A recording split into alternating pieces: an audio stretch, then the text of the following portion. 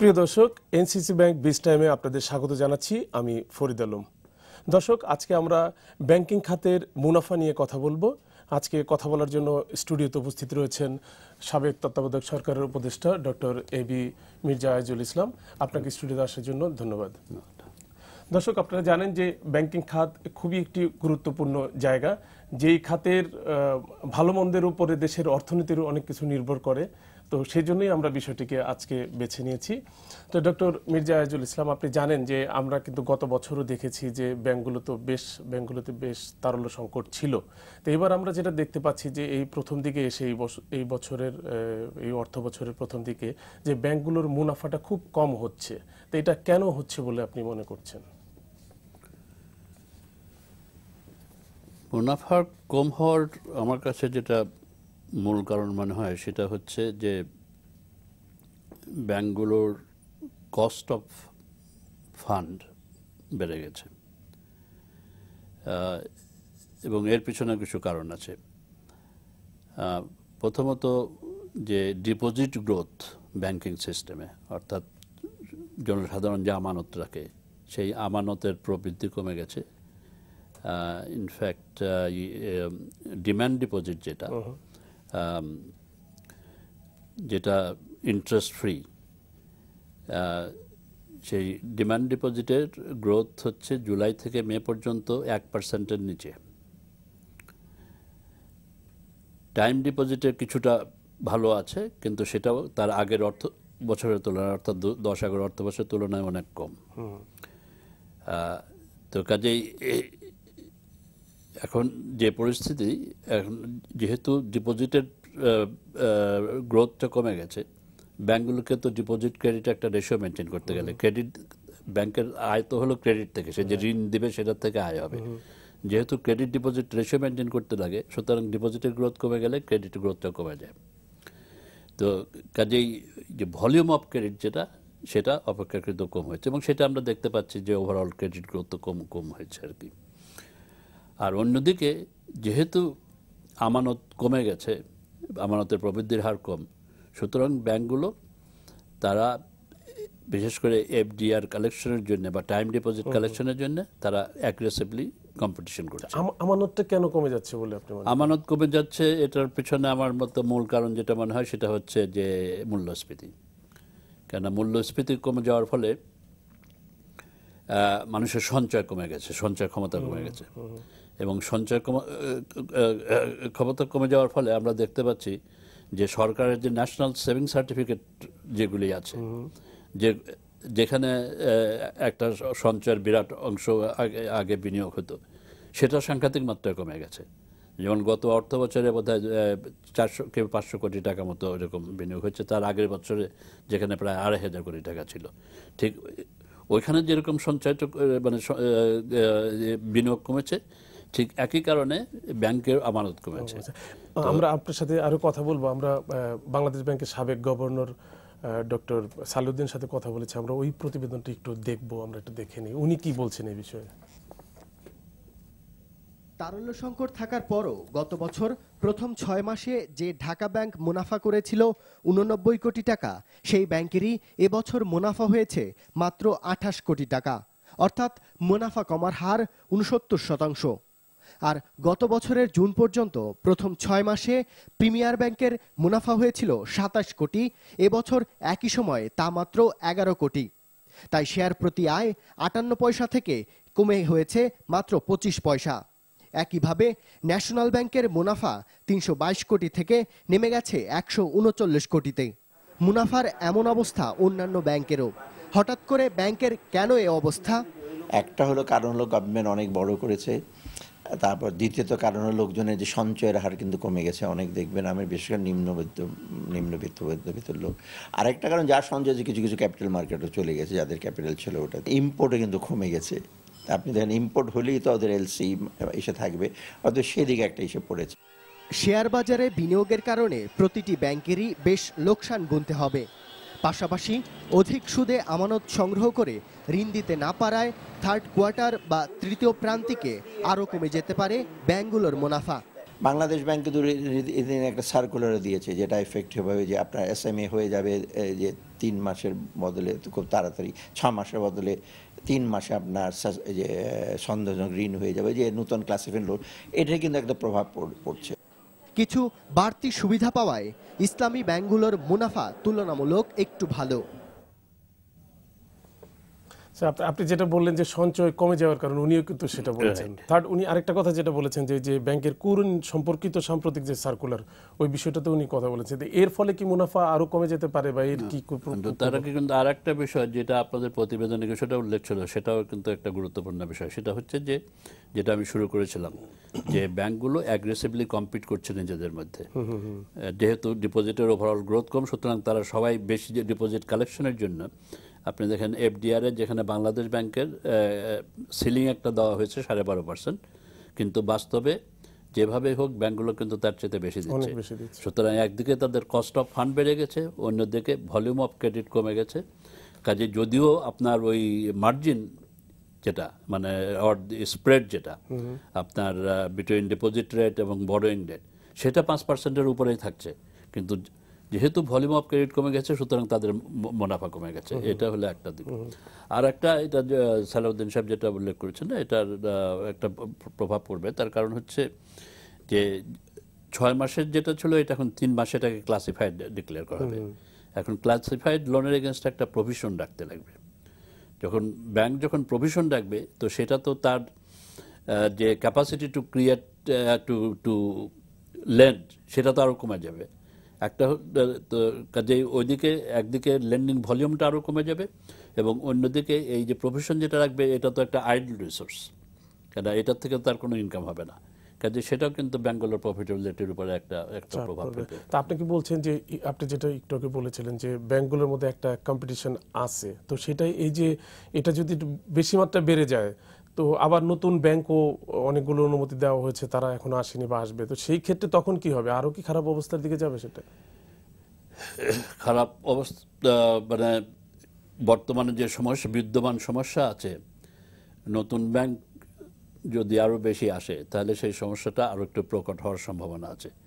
এবং যে কারণে আমি কিন্তু যখন এই নতুন ব্যাংক দেওয়ার প্রস্তাবটা প্রথম আলোচিত হয়, সেই সময় আমি এটার বিরোধিতা করেছি, যে যেহেতু যেখানে সামগ্রিকভাবে ব্যাংকগুলো ইতিমধ্যে তারল্য সংকটে আছে, সেখানে নতুন ব্যাংক আসলে এই তারল্য সংকটটা আরও বেশি প্রকট হবে। এবং তাদেরকে যদি এই কেন ব্যাংকটা তো হচ্ছে একটা ইন্টারমিডিয়ারি প্রতিষ্ঠান, মানুষের কাছ থেকে ডিপোজিট কালেক্ট করবে, যেটা হচ্ছে ব্যাংকের লায়াবিলিটি, কেননা এটার উপরে তার ইন্টারেস্ট দিতে লাগে, এবং তারপরে ডিপোজিটটা কালেক্ট করে সে ঋণ দেবে ব্যবসায়ীদের বা শিল্পপতিদের ইত্যাদি। ঋণের উপরে যে সুদ অর্জন করবে, এই যে তফাৎটা, এটাই হচ্ছে ব্যাংকের আয়ের সূত্র। তো এখন যে আমরা দেখছি যে ডিপোজিট পুলটা বাড়ছে না, তো কাজেই নতুন ব্যাংক আসলে তাদের তো এই একই পুল থেকে আরও তাদেরও তো আমানত সংগ্রহ করতে লাগবে। কাজে সেখানে তাদের প্রচেষ্টা থাকবে যে এখন যারা যে সমস্ত ব্যাংক আছে তাদের কাছ থেকে সরিয়ে নেওয়া যায় কিভাবে, যেহেতু পুলটা খুব বাড়ছে না। তো সেটা সরিয়ে নেওয়ার প্রচেষ্টা তো একটাই মাত্র পন্থা থাকবে, সেটা হচ্ছে যে তাদের সুদের হার বেশি দিতে হবে। তো এখন কস্ট অফ ফান্ড বেড়ে গেলে তো তখন তো তার প্রফিটেবিলিটির উপর তার এফেক্ট হবে, সেটা একটা অসুস্থ প্রতিযোগিতা হতে পারে। এবং এই ক্ষেত্রে এবং একটা বিষয় হচ্ছে যে আমাদের দেশে এখন যেটা দেখা যাচ্ছে যে একদিকে অসুস্থ প্রতিযোগিতা আছে যে এই ডিপোজিট কালেকশনের ক্ষেত্রে, আবার অন্যদিকে একটা আনহোলি কলিউশন আছে, সেটা হলো ওই ল্যান্ডিং রেটের ক্ষেত্রে। এই অসুস্থ প্রতিযোগিতার ফলে কিন্তু ওই ল্যান্ডিং রেট তো কমছে না, যার ফলে যেটা আমি আগে উল্লেখ করেছিলাম যে আপনি যদি দেখেন, স্প্রেড দেখেন between landing and borrowing rate, সেটা ওই 5.5%-এর মতো 5%-এর উপরে কিন্তু কন্টিনিউয়াসলি রয়ে যাচ্ছে। কারণ ওইখানে আবার ব্যাংকগুলোর মধ্যে একটা আছে যে আমরা এর নিচে সুদের হারে কাউকে ঋণ দিব না আর কি। তো এইরকম একটা পরিস্থিতির সৃষ্টি হচ্ছে। একদিকে আমরা দেখতে পাচ্ছি যে এই যে ব্যাংকের মুনাফা কমে যাচ্ছে, আবার সাম্প্রতিক সময় দেখতে পাচ্ছি যে রাষ্ট্রায়ত্ত ব্যাংকগুলোর একটা বড় ব্যাংকেও বড় ধরনের অর্থ আত্মসাতের একটি ঘটনা আমরা দেখতে পাচ্ছি। তো এই বিষয়গুলোকে আপনি কিভাবে দেখছেন, যে ব্যাংকিং সেক্টরে কি একটা অশুভ কোনো ছায়া দেখতে পাওয়া যাচ্ছে? না, আমি বলবো যে ব্যাংকিং সেক্টরও কিছুটা চ্যালেঞ্জের সামনে আছে, তবে আমার মনে হয় না যে এই ধরনের একটা সিদ্ধান্তে পৌঁছা উচিত যে আমাদের ব্যাংকিং সিস্টেমটা খুব একটা বিপদাপন্ন। সেই ধরনের কোনো পরিস্থিতি নাই বলে আমি মনে করি।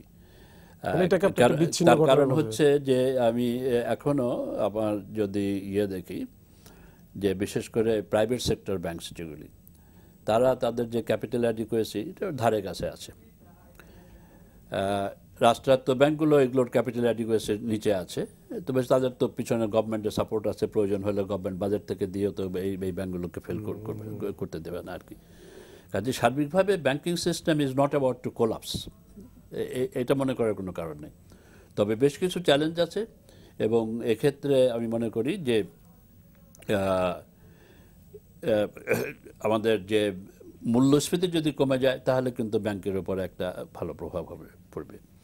আর একটা বিষয় হচ্ছে যে যদি ইকোনমি পিক আপ করে, মূল্যস্ফীতির কমার কারণে হোক বা অন্য কারণে হোক, তাহলে কিন্তু ব্যাংকগুলোর ব্যবসার ভলিউমও বাড়বে। কেন, যেটা সালাউদ্দিন সাহেব একটা উল্লেখ করেছিলেন যে ইম্পোর্ট গ্রোথ কমে গেছে, এক্সপোর্ট গ্রোথ কমে গেছে। তো ব্যাংকগুলোর তো ফরেন ট্রেড একটা ইম্পর্টেন্ট সোর্স অফ ইনকাম, কাজে ওভারঅল ফরেন ট্রেড যেহেতু কন্ট্রাকশন হয়েছে, সুতরাং একটা ইম্পর্টেন্ট সোর্স অফ ইনকাম মানে নন ইন্টারেস্ট ইনকাম তাদের ওখানে একটা কমে গেছে। তো কাজেই যদি আগামী 1-2 বছরের মধ্যে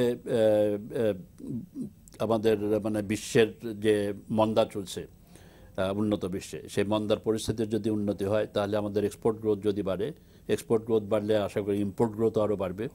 তো সুতরাং সেটা কিন্তু একটা ব্যাংকগুলোর আয়ের ক্ষেত্রে একটা ইতিবাচক প্রভাব ফেলতে পারে। আপনি যেটা বলতে চাচ্ছেন যে মূল্যস্ফীতি কমে গেলে ব্যাংকের উপরে এই যে কুপ্রভাবগুলো এগুলি কেটে যাবে, কিন্তু সেই মূল্যস্ফীতি তো একটা কোনো কিছুর সাথে সম্পৃক্ত না, অনেকগুলো বিষয়ের সাথে সম্পৃক্ত। যাক, এই বিষয়গুলো নিয়ে আপনার সাথে আমরা আবারও কথা বলবো একটু বিরতির থেকে ফিরে এসে। প্রিয় দর্শক, আমরা ছোট্ট একটি বিরতিতে যাচ্ছি, ফিরে আসবো শিগগিরই।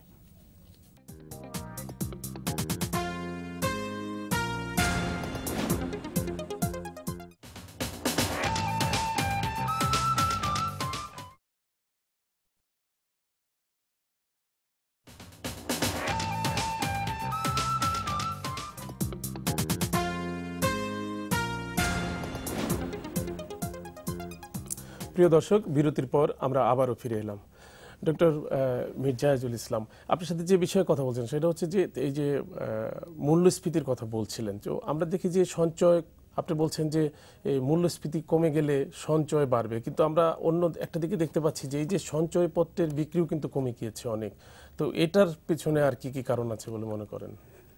তো এটা মূল কারণ হচ্ছে যে মানুষের সঞ্চয় ক্ষমতা কমে গেছে, এবং যে নমিনাল ইনকাম যেটা সেটা তো কমে নাই, কারণ আমার তো যেহেতু রিয়েল গ্রোথ পজিটিভ আছে, সুতরাং ইয়েতে নমিনাল ইনকাম তো মানুষের বেড়েছে, কিন্তু মূল্যস্ফীতি বেশি মাত্রা হওয়ার ফলে মানুষের সঞ্চয় ক্ষমতা কমে গেছে, যার ফলে এই সরকার শুরুর থেকেই দেখতে পাচ্ছিল যে সঞ্চয়পত্রে বিনিয়োগ হচ্ছে না, এবং যে কারণে গত অর্থ বছরের যে ব্যাংক বহির্ভূত যে ঋণ নেওয়ার কথা ছিল সরকার, সেক্ষেত্রে অনেক কম হয়েছে, কারণ এটার তো একটা বড় সূত্র হচ্ছে এই সঞ্চয়পত্র বিক্রি।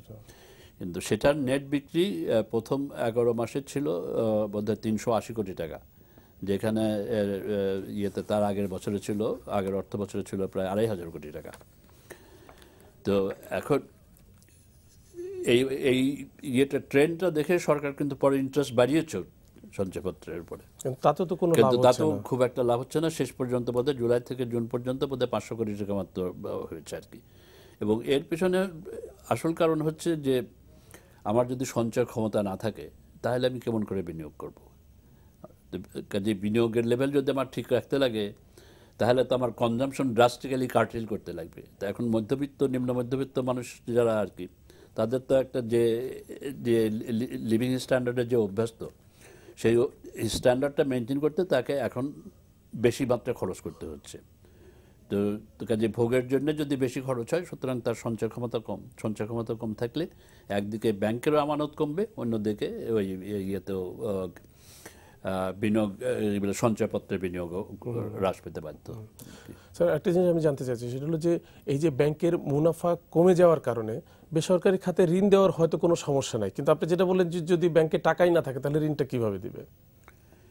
না, সেটা তো সমস্যা আছেই, কেননা ব্যাংকের তো ওই যেটা আমি আগে বলেছি তাদের একটা ক্রেডিট ডিপোজিট রেশিও মেনটেন করতে লাগে। কাজে ডিপোজিট যদি না আসে ব্যাংকে তাহলে তো তারা ক্রেডিট লেভেলটা তারা রাখতে পারবে না আর কি। তো এখন মুনাফার যেটা আমি আগে উল্লেখ করেছিলাম ইয়েতে, যে মুনাফার তো দুটো সূত্র, একটা হলো ভলিউম অফ বিজনেস আর একটা হলো যে profit per unit of business. আমি প্রফিট পার ইউনিটটা কমিয়ে, অর্থাৎ যে ব্যাংকের ক্ষেত্রে স্পেসিফিক্যালি যে লেন্ডিং রেটটা কমিয়ে যদি লেন্ডিংয়ের ভলিউম বাড়ানো যায় তাতে কিন্তু টোটাল প্রফিটটা বাড়তে পারে। কিন্তু এখানে ওই যে লেন্ডিং এর ভলিউম বাড়ানোর পেছনে একটা সমস্যা আছে। সেই সমস্যাটা হচ্ছে যেটা আমরা আগে